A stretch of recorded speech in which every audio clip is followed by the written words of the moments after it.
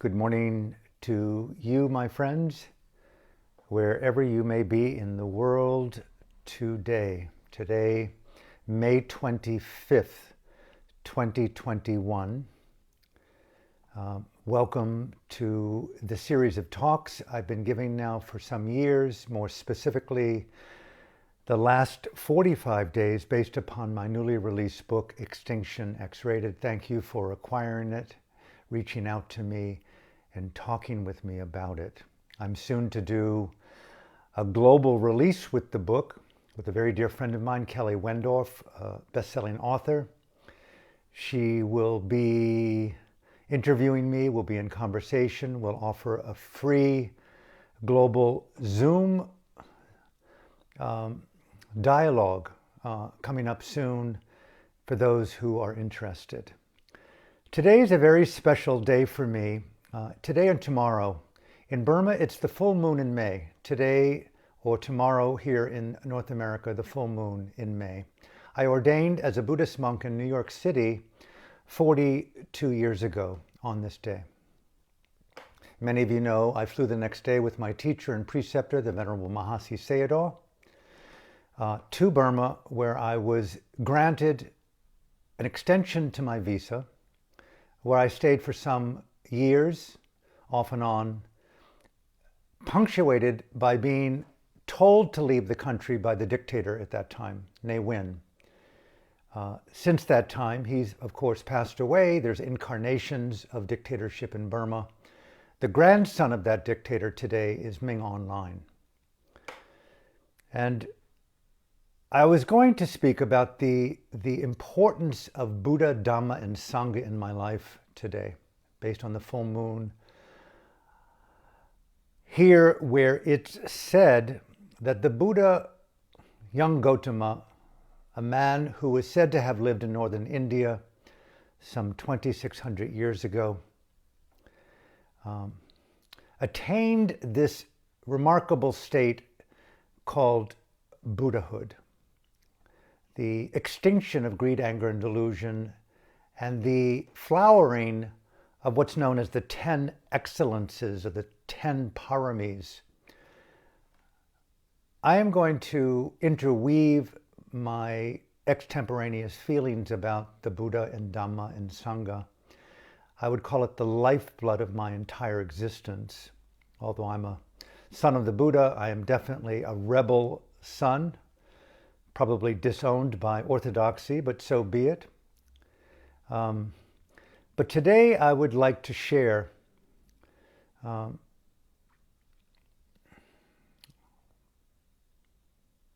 want to say important talk. It's so much more than that. It's as if my sister, my ally, my friend, my daughter, Aung Suu Kyi, the Nobel laureate from Burma, who was awarded the prize in 1991 for her being, along with the people of her country, an epic expression of ahimsa, nonviolence, in action to challenge dictatorship. I'm an outsider. I've only lived in the country. I've acquainted myself with their teachings. I have met these remarkable people. They are my friends. Some are mentors. Some are Dhamma teachers. Most of them have passed away.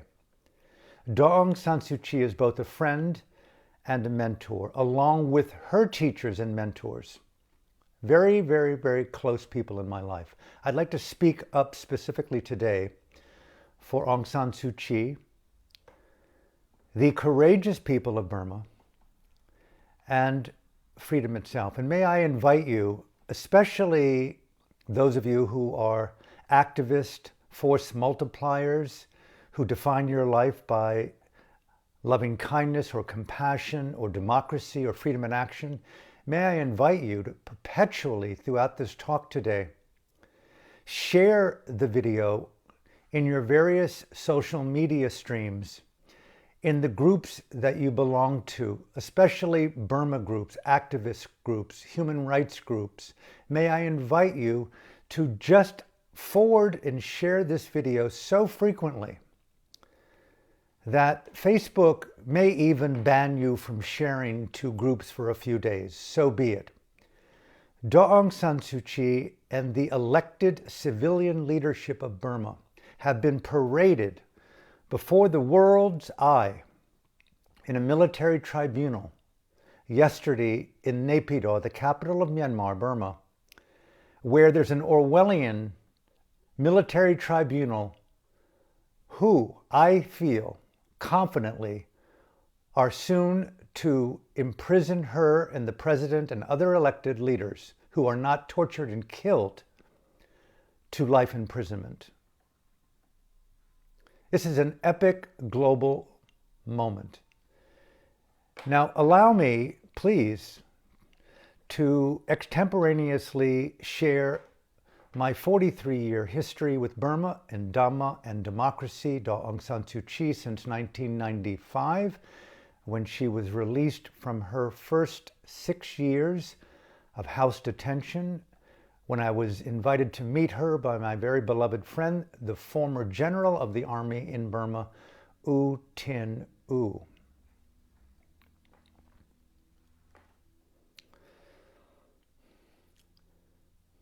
Many years ago, I was deeply moved by a comment made by His Holiness the Dalai Lama.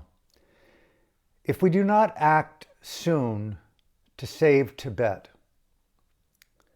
there will be no Tibet to save. A long forgotten meme that sunk into the ocean of the subconscious. I want to reiterate, if we do not act now, not immediately, now, to save Aung San Suu Kyi and other elected leaders in Burma, the 4,300 or so other thought leaders, democracy leaders, activists, filmmakers, journalists imprisoned at this point in Burma, and a country incarcerated by an evil, epic, satanic organization known as MASAC, Ming Online, the former general of the army, now a bona fide terrorist, anointed by the Hague and the World Court and all people of conscience to be a terrorist, similar, identical to Pol Pot, to Al-Qaeda, to Boko Haram, to ISIS, the worst of the worst. There will be no Burma to save. Let me say that again. If we do not act now, do not wait for the United Nations. Do not wait for democratically elected leaders to intervene. Do not wait. We must be force multipliers to act on behalf of Aung San Suu Kyi, the freely elected state councillor of a democracy known as Myanmar and Burma. Falsely accused, an Orwellian military tribunal, an image now that I've posted on my Facebook page. I pray it goes viral. I pray this video goes viral. May I invite you, as you're listening, please do not only listen, activate, share this video as frequently as you can so that it goes into the inbox of President Biden, to every person in the United Nations, every ambassador, every administrator, every media source in the world. We must act for Aung San Suu Kyi. We must act for the people of Burma. We must act for democracy. We must act for freedom.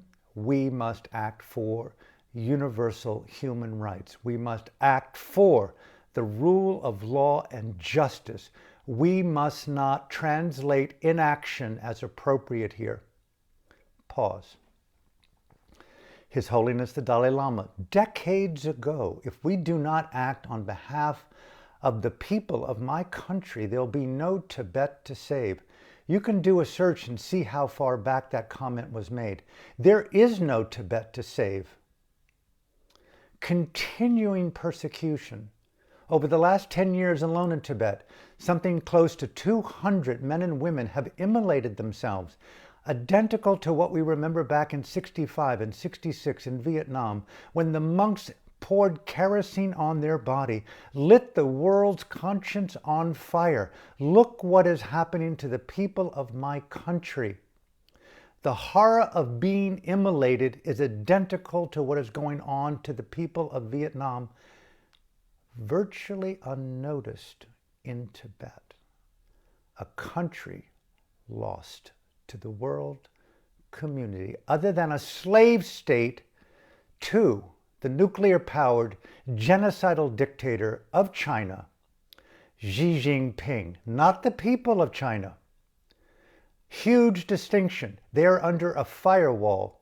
They are enslaved. They are persecuted. They are denied civil liberties, freedom of thought, freedom of speech, and freedom of action, just like the people of Tibet and just like the people of Hong Kong, and identical to what is going on in Burma today. Burma is the next Tibet. If we do not act, there'll be no Burma to save.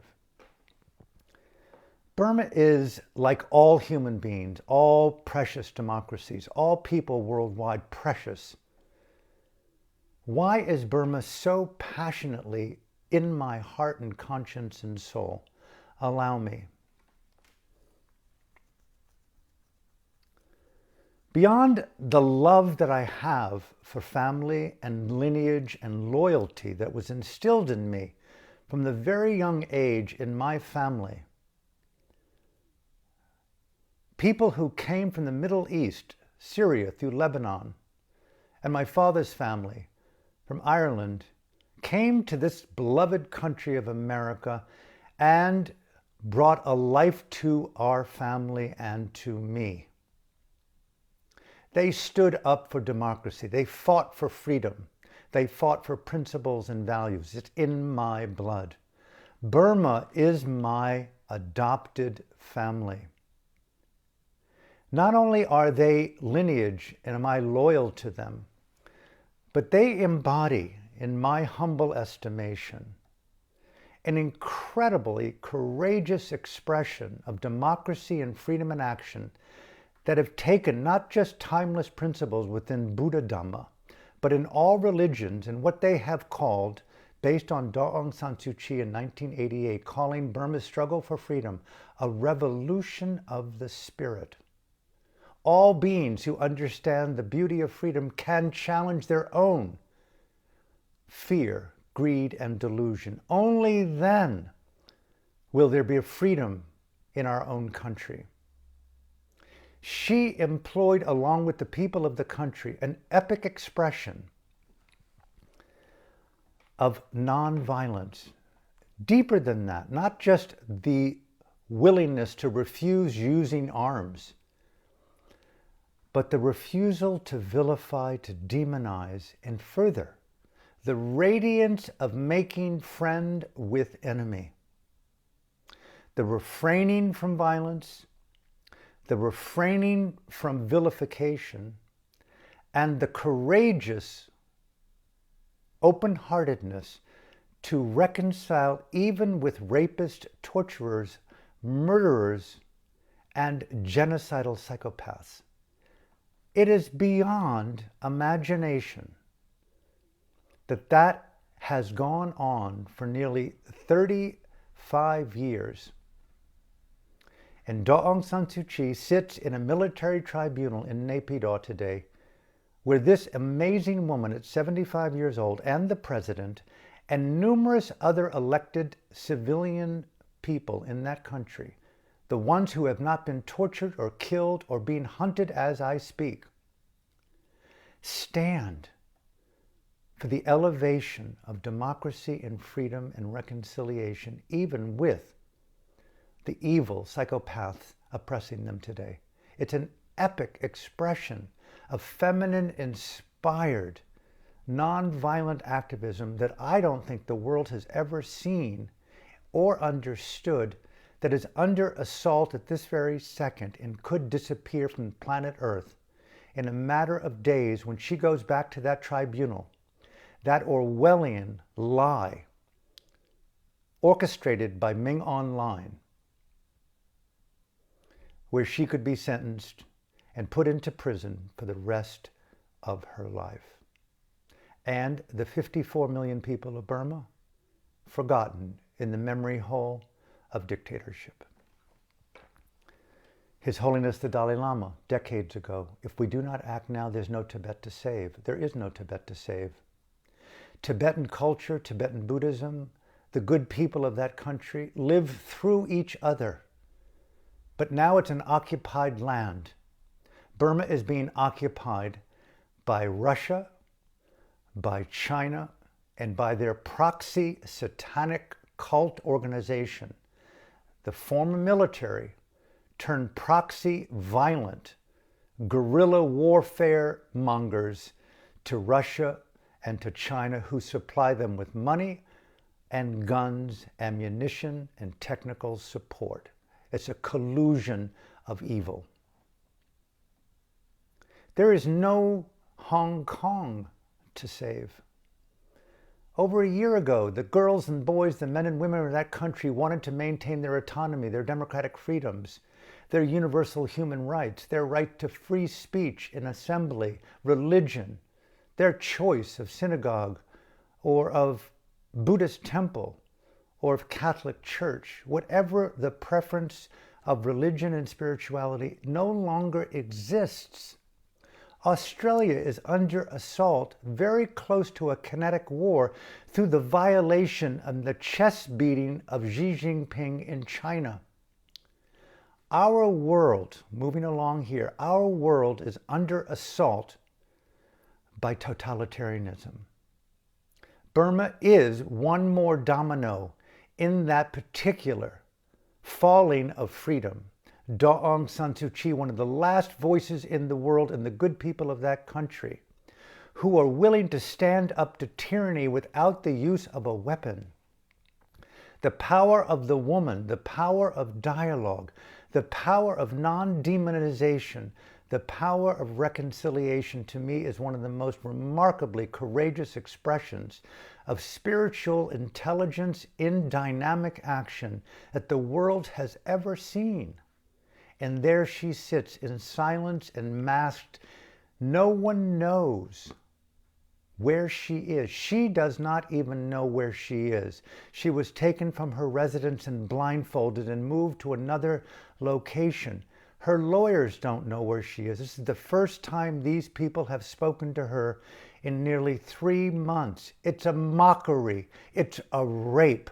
It's a tragedy of epic proportions. May I invite you again, if you're listening, especially if you're from Burma, please, please, please send this video as frequently as you possibly can around the world. Be a force multiplier. Send it to the inbox of every newspaper in the world. Write testimonies, write op-ed pieces, do features. Aung San Suu Kyi and the elected civilian leaders of Burma will soon be imprisoned for life, and Burma will be forgotten. There's a wonderful moment, only a second left, a window of time available for the world community to act. No, Alan, not the world community. They are not acting. They are in collusion with the Third Reich.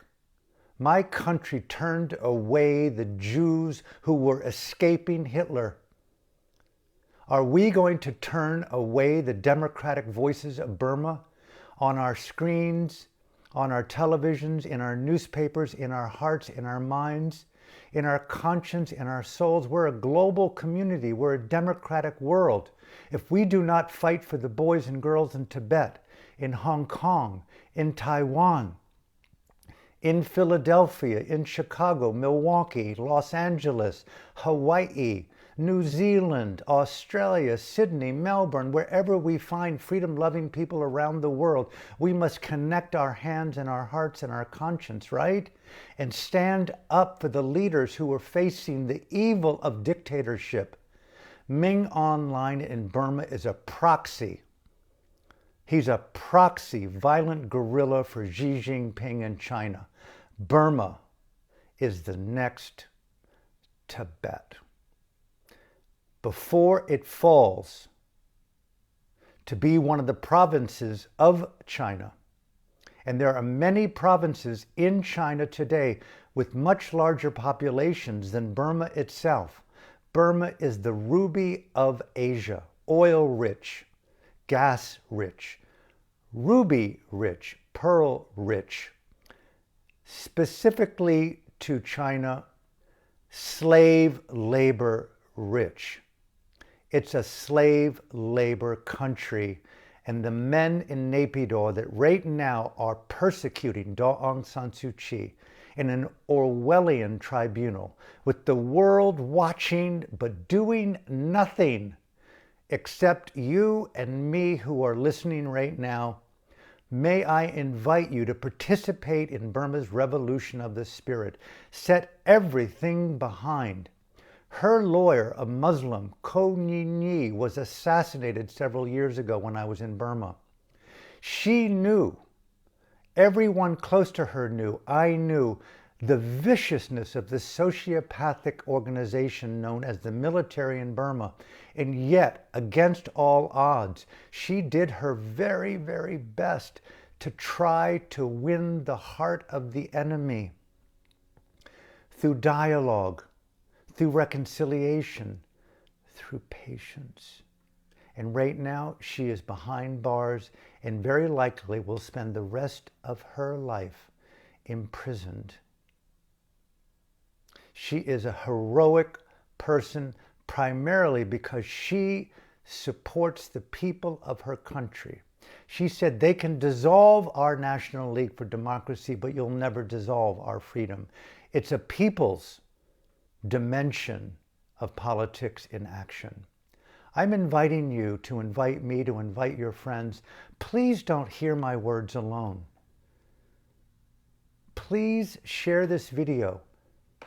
Please send it to media, to radio, to newspapers, to presidents, to prime ministers, to elected congresswomen, congressmen, to mayors and governors. Send it worldwide. Let it go viral. If not you, who? If not me, when? Let me say, the great Lutheran pastor, Niemann Müller, from the Holocaust, who was a sympathizer with Hitler in the Third Reich, eventually ended up in Auschwitz. He became famous for his resistance. He enunciated the epic poem, First They Came and Got the Trade Unionists. Because I was a Lutheran priest, I did not speak up. Then they came and got the communists, and because I was a Lutheran priest, you can substitute Lutheran priest for a mindful Buddhist in New York. And because they came and got the Jews who were Catholic or Hindu or atheist, I did not speak up. The world is infinitely connected today.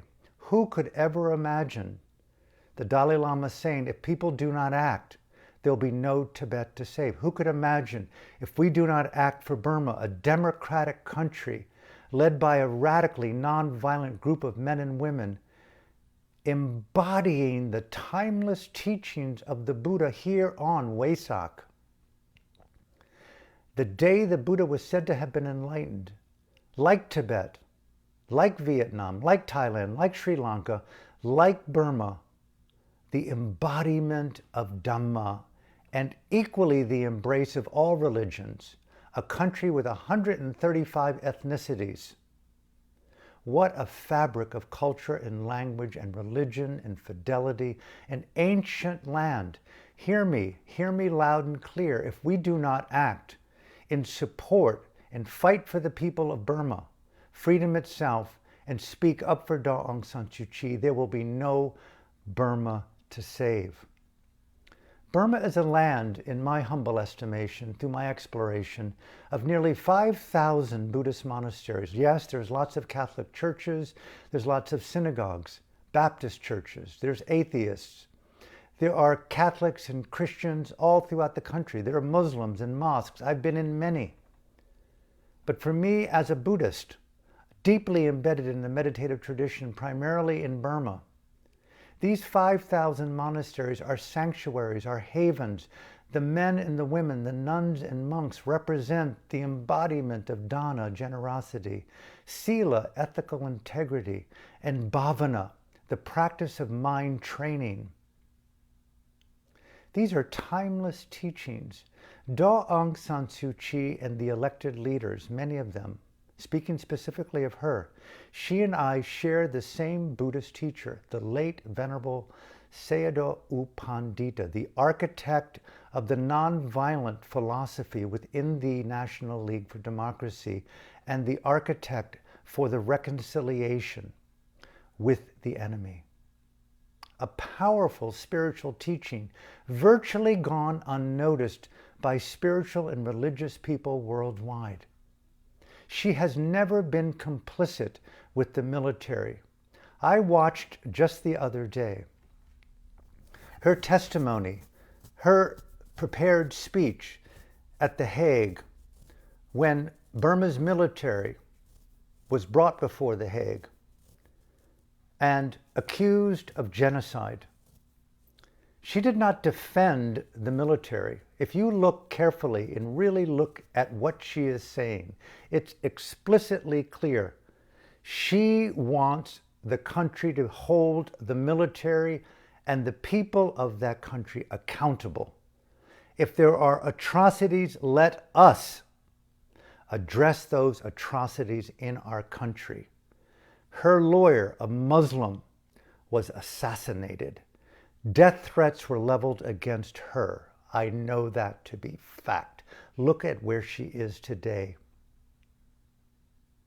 That country is so utterly complex.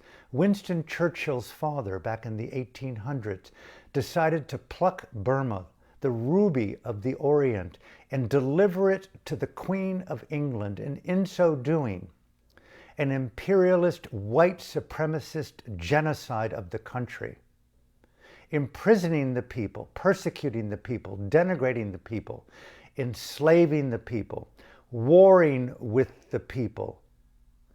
What China did to Tibet, England did to Burma. Let that fact be known. A rupture known as a collective trauma among the people. Raped, beaten, tortured, imprisoned, chained, persecuted, denigrated, spit on, and raped repeatedly by the white supremacist government and people of England. Not surprising, wherever white civilization went, it generally did so at the expense of the indigenous people, either outproducing them and or through calculated acts of mass murder. Welcome to Burma, prior to World War II. Imagine living with that horror. Ask a Native American. Ask the indigenous people of Canada.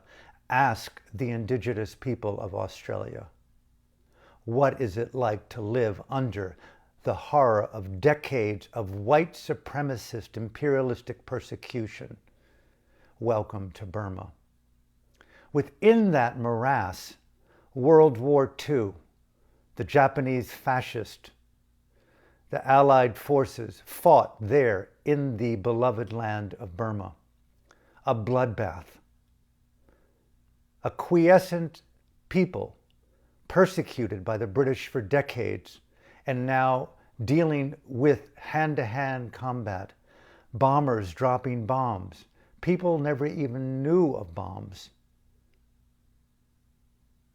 My teacher, Sayadaw U Pandita, said he witnessed as a young monk Japanese soldiers raping Burmese Buddhist nuns. It was an outrage, he said. And yet, we as nuns and monks within the system of Dhamma, here on Wesak, the day the Buddha was said to have been alive and enlightened, we restrained our lobha, dosa, and moha. and became more responsible with overcoming our own fear, our own greed. They kept alive the timeless teachings of nonviolence and meditative wisdom and spiritual intelligence. To me, that's what drew me to the beloved land of Burma and to these people and to these teachers. It wasn't just the Buddhist. It was a land that radiated in the beautiful timeless quality of timeless unconditional dana. People gave me food, gave me refuge, gave me teachings without ever seeking anything in return. As a result, based upon my own good family, I felt a loyalty to the people of Burma, a loyalty to the lineage of the Dhamma, a deep, deep respect for the elders, for the tradition, and acquainting myself through U Tin U with Daw Aung San Suu Kyi and Burma's Revolution of the Spirit, where they took timeless Dhamma principles and brought them into dynamic, political, democratic action. That to me was a turning point in my spiritual life. I had never really understood meditation off the cushion, so to speak. Daw Aung San Suu Kyi, U Tin U, U Chi Mung, U A Win, U Win Tain, U Win Tin, so many others. Coco G, Minko Nine, so many people I've been blessed to meet, bringing these timeless qualities of nonviolence into the forefront of their lives to confront the injustice of totalitarianism. If there isn't action now, there'll be no Tibet to save. Nearly 30 years ago, the Dalai Lama said that. I'm saying it today. If we do not act now, standing up and speaking up for Daw Aung San Suu Kyi, the president, the elected leaders of the democratic movement, all the thought leaders, all the journalists, all the filmmakers, all the nuns and the monks, the thousands of them that are in the gulags throughout the country at this very moment, the country being held hostage by the dictatorship supported by Xi Jinping and Putin. If we do not act now, there will be no Burma to save, like there's no Tibet to save, like there's no Hong Kong to save, and very likely the invasion of Taipei, and very likely the invasion, without even knowing it, of Canada, Australia, and America. We're at the cusp of the Fourth Reich, called global state-sponsored terrorism and totalitarianism. And Daw Aung San Suu Kyi is a long-standing activist for radical, feminine-inspired, non-violent engagement with evil and turning back that evil through the power of the human heart and the power of the human mind. I have never seen in my life, over the years of my engagement with the people of Burma, radical expressions of spirituality, of religion, of Dharma in dynamic, revolutionary action. It's one thing, as Jesus said, to be loving and kind in the calm abode of your own home. Even the tax collectors can do as such. But to be at the front lines of tyranny, chained, raped, tortured, my colleague Fergus Harlow and I spent 9 years researching hundreds of former political prisoners, including Daw Aung San Suu Kyi, U Win Tin, U Tin U, U A Mung, U Chi Mung, U Win Tain, Minko Nine, Coco G, Nila Thain, hundreds of others. We brought their voices to the world community in 4 volumes called Burma's Voices of Freedom. They are a living experience of Dhamma spirituality and democracy in dynamic action. Read those books to get an insight into the mind and the cognitive fabric of these leaders. And may I invite you, act on behalf of Burma. What to do?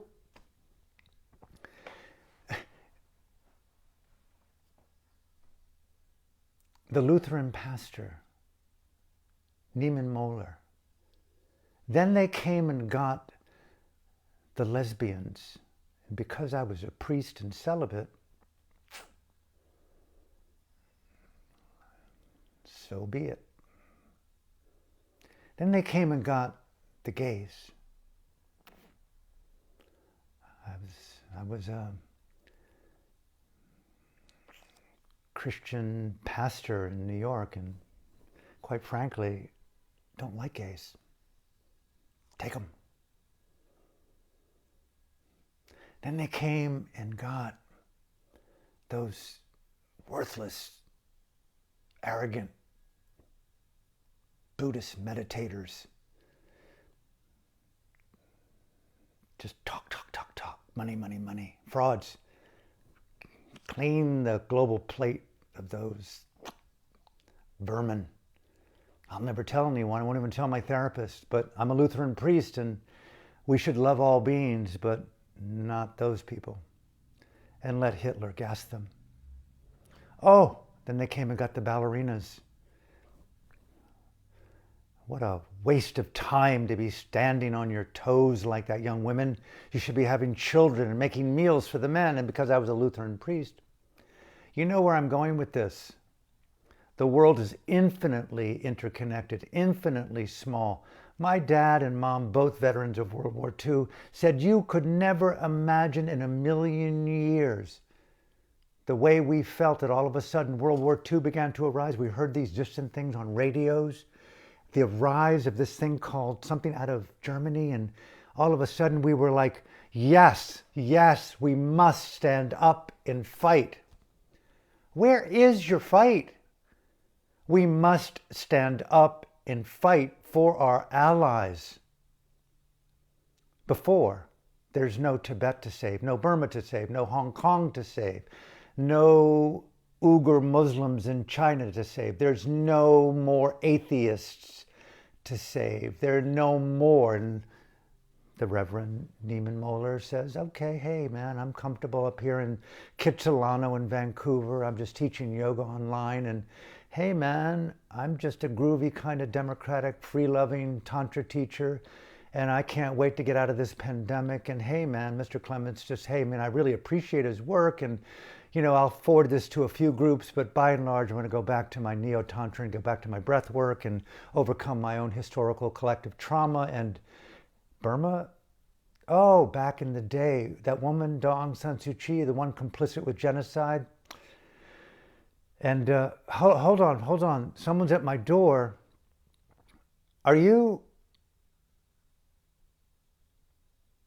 a Tantra teacher? Is your name Carol Hudson? Guess what? You're going to prison for your inability to understand the interrelatedness of freedom and democracy. Your apathy is your death. 30 years ago, the Dalai Lama, he's praised all over the world endlessly, beautifully. But think of the trauma, the heartache of saying 30 years ago, if we don't act now, there's no Tibet to save. Think about the Tibetan people and being a wife, a husband, a son, a daughter, an uncle, a grandparent of someone who, it could be my daughter. And I'm going like, oh my God, she lit herself on fire to draw world attention to the outrage of what's gone down in Naypyidaw at the Orwellian tribunal orchestrated by Ming Online, the latest terrorist Al-Qaeda bin Laden figure on the planet, because no one was willing to speak up.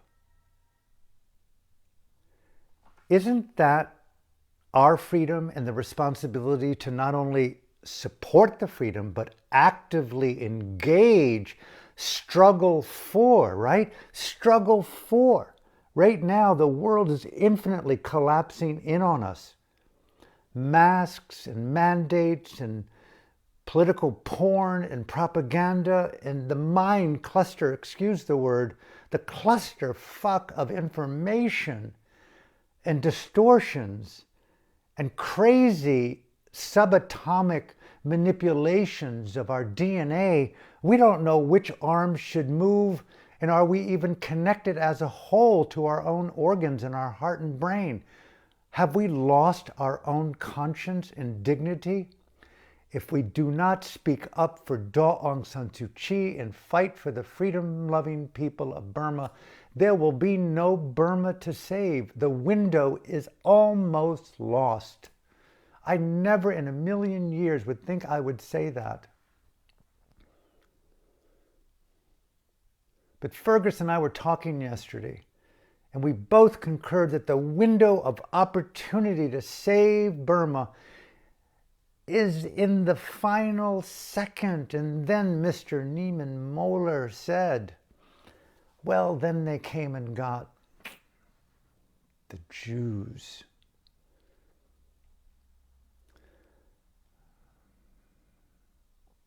Not good.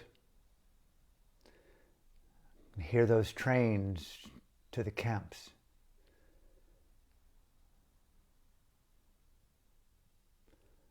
Can't imagine what it would be like to be on those train platforms, knowing what you knew. You knew where you're going. And there you were, squeezing your stuffed animal, the small suitcase, the inconveniences of hygiene and food and rest and sleep, the preoccupation with our own safety and comforts, privilege and power, the obsession with cryptocurrencies and stock markets and money and manipulations and loss and gain and privilege and left and right, and everyone's lives don't matter. And there you are, an 8-year-old, a 9-year-old, a 10-year-old.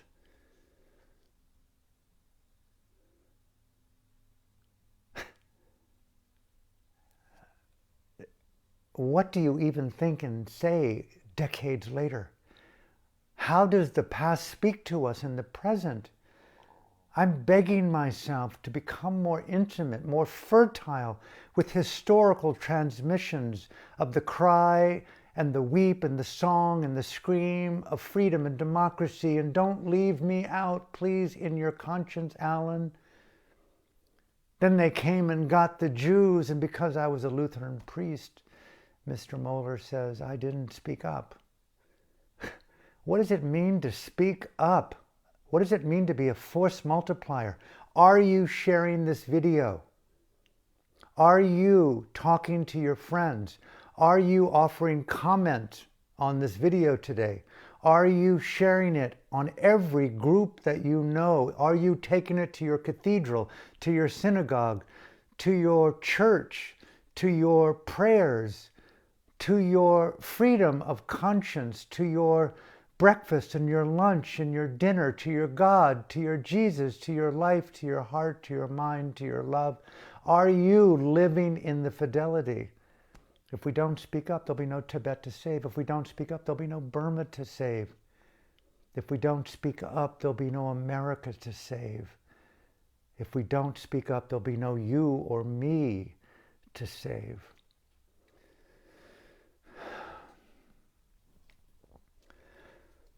I'm going to continue this talk tomorrow. I don't feel right not talking up, not speaking up. I was blacklisted from Burma for 17 years for speaking up by the dictatorship. It was a badge of honor. I'm perpetually enemy in that country, and I am proud of it, because it shows me that I am speaking up. I wish I could do more.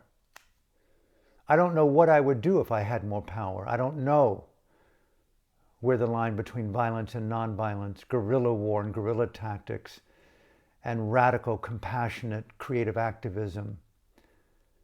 Would I just sing songs and hope that Beyonce and Jay-Z and all the other great musicians and singers and Bono and Geldof and all the people that are super rad and cool, St. Vincent, rise up in your rad.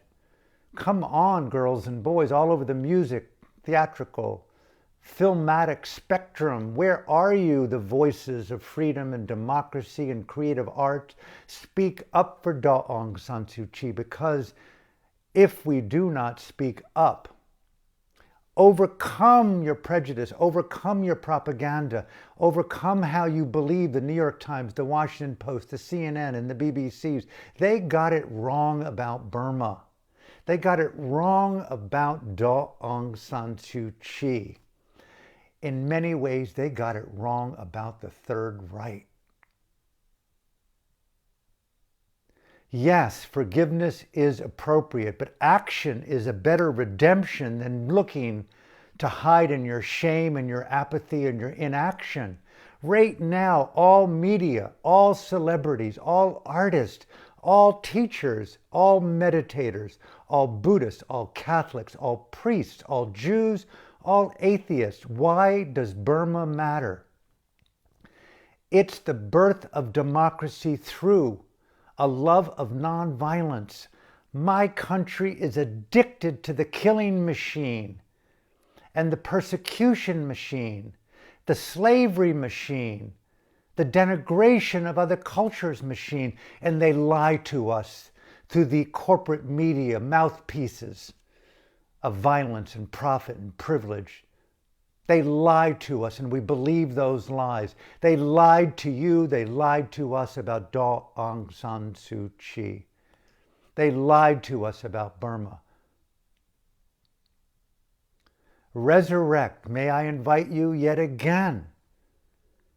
You don't have to like me, you don't like to have to my tone, but please participate in the freedom-loving people of Burma. There'll be no Burma to save. Everywhere in the country today is unsafe. They're hunting people like me. They're hunting people who feed people like me. They are persecuting, raping, torturing, butchering, dismembering people who support people who love Aung San Suu Kyi.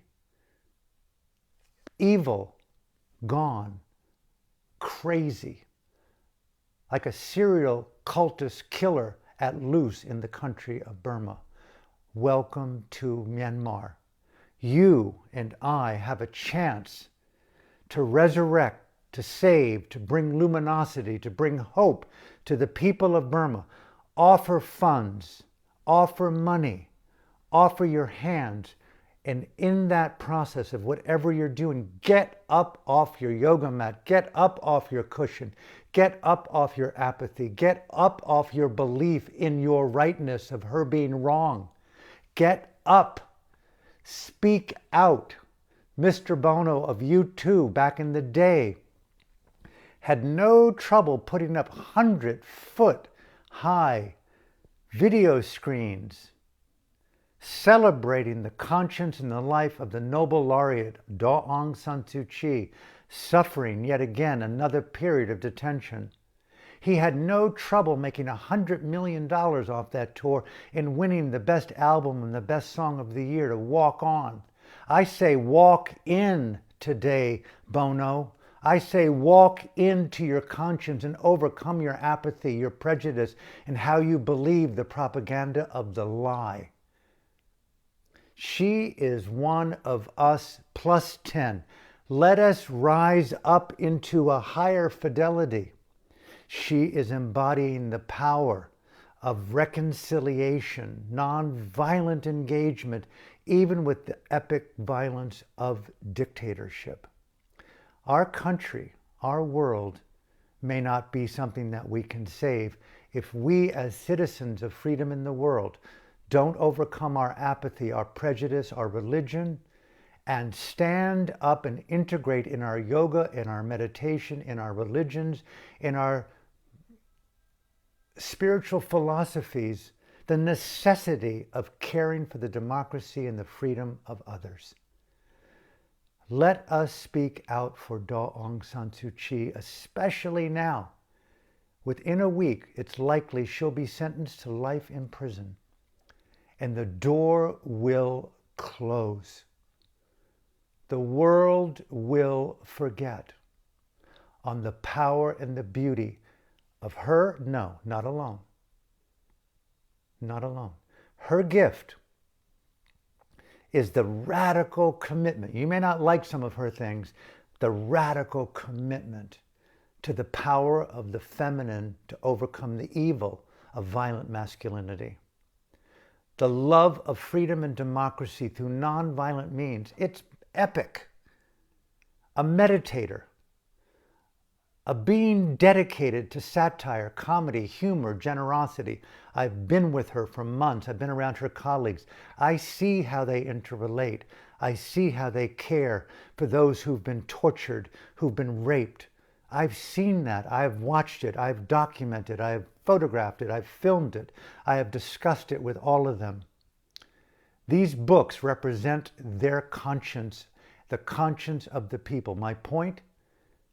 She and the leaders who were imprisoned, the ones who've been raped, tortured, and killed, they represent the conscience and the freedom of the people. They represent you and me. They represent the unborn. I can't imagine when I use the word, I'll close here, and I've been doing a lot of research based on this book on the rise of Hitler, the issue of collusion and complicity, apathy. I can't imagine to have lived through that horror of the Holocaust. I can't imagine. It's not in my capacity to understand. I can't imagine the anguish of setting my body on fire and the compassion and the courage required in that own little moment to show to the enemy and to the few people who witnessed freedom is more important than fear. The ultimate sacrifice. Here we are at 2021, May. I think it should be known, and I think it's being said among those who are willing to speak up. Can you hear it? Can you feel it? There's the rise of a Fourth Reich. Totalitarianism is very insidious. It grows from within through manipulation of our DNA, our digital choices, our emotional prejudices, our biases, our fears, our hopes, our dreams. The next thing you know, just like the Lutheran priest, Martin Niemöller,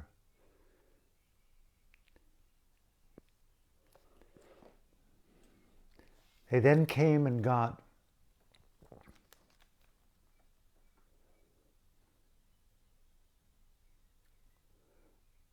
the Lutherans.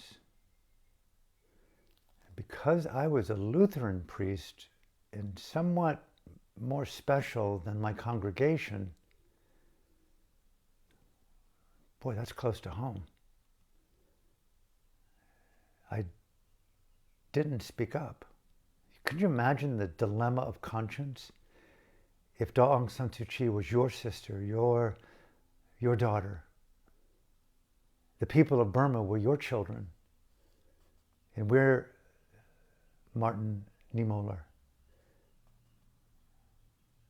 We're the boys and girls who now are forgotten, who led the courageous democratic revolution in Hong Kong. The people of Australia are under threat of violence and war from Xi Jinping in China. Really? The ever-present threat of invasion in Taipei by Xi Jinping in China. I think it's worth repeating one more time. His Holiness the Dalai Lama said, if we do not act now, there'll be no Tibet to save. That is a relic, a meme that went dead, literally. I say it and I say it again. If we do not speak up for Aung San Suu Kyi and fight for the people of Burma, there'll be no Burma to save. Now is the time. May I invite you in the rise of what's known as the Fourth Reich, totalitarianism that's infiltrating our televisions, our flat screens, our very homes. We don't know who to trust anymore with information except study democracy, study universal human rights, study the sanctity of love, compassion, and nonviolence, and the courage to care. I'll close here. The courage to care for things larger than our own self-interest. Freedom comes with responsibility. Daw Aung San Suu Kyi and the people of Burma require our courage to care about them as brothers and sisters, as family in the global democracy of this world. Because if we do not fight for them, totalitarianism will come knocking at our door. Be sure of it. And just like the great Mr. Martin Niemöller said, then they came and got me. And because there was no one left to speak up, there was no one left to speak up for me. Think of that. Let that in. You are now Daw Aung San Suu Kyi, sitting masked in silence, not even knowing where you are sleeping, in front of an Orwellian military tribunal. You talk about psychopathic, psychological, satanic information. Imagine being there, knowing that it's not just a lie or imprisonment. They're going to slowly humiliate her, probably rape her, kill her, starve her, infect her with COVID, and let her die, and mock her desire for freedom, and put into the face of the people of Burma, tragic as this is, I'm saying, pray not. Hey, you want to live freely? Look what we just did to your leader.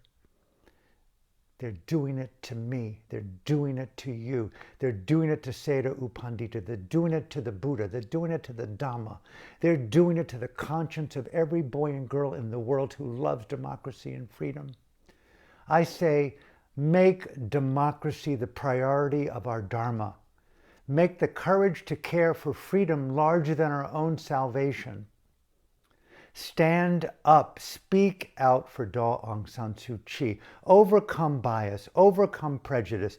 If you need to challenge your own belief systems of her aberrant behaviors, if you believe that, read our books, Burma's Voices of Freedom. You can get them on every Amazon and online retailer worldwide. Read those books. The voice of Daw Aung San Suu Kyi. The voice of U Tin U, U Win Tin, U Win Tain, U A Mung, hundreds of others. Hear what they say about their own country, about the Rohingya, about the dictatorship, about Daw Aung San Suu Kyi. The dialogue is there. That's the information, not the New York Times, not BBC, not CNN. Fergus Harlow and Alan Clements put together, not us, the voices of Burma's freedom, including one whole volume on Daw Aung San Suu Kyi, including all of her most contemporary speeches, that you'll never know what she said to the people of Kachin State, Shan State, Mon State. Listen to her words. She is remarkable.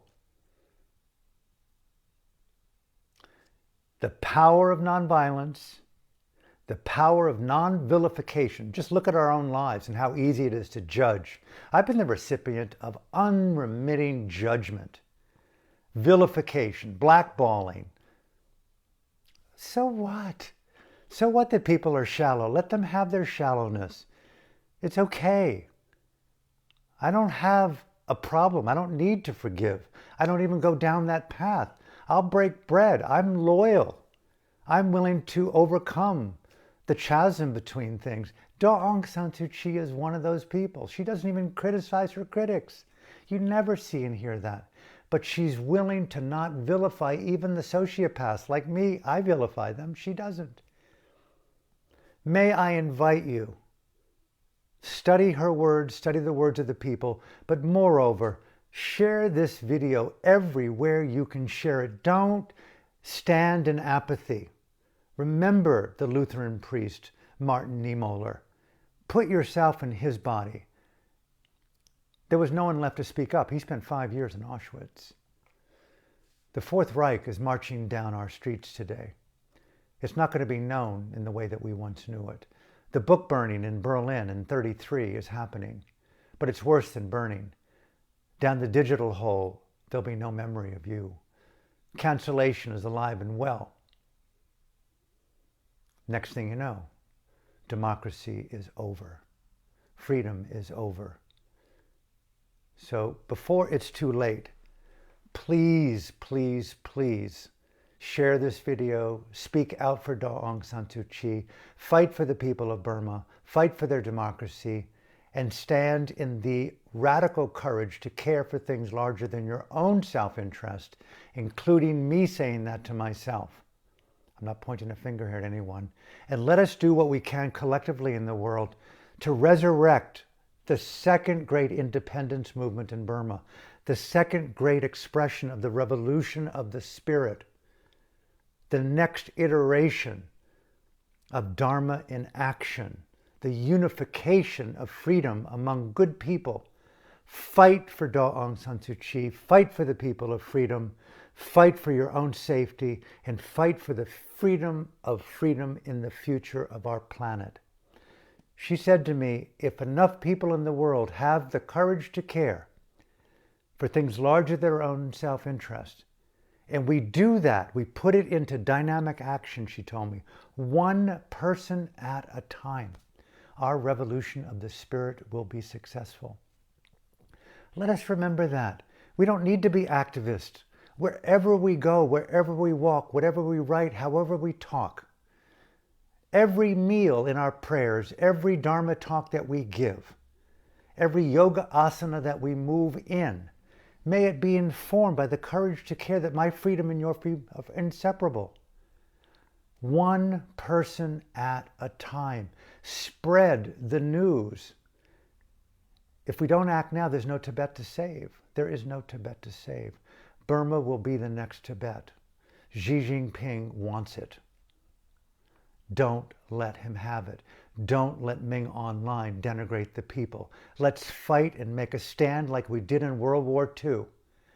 Let's fight Xi Jinping and Putin on the soil of our own conscience and include Burma and make a stand today.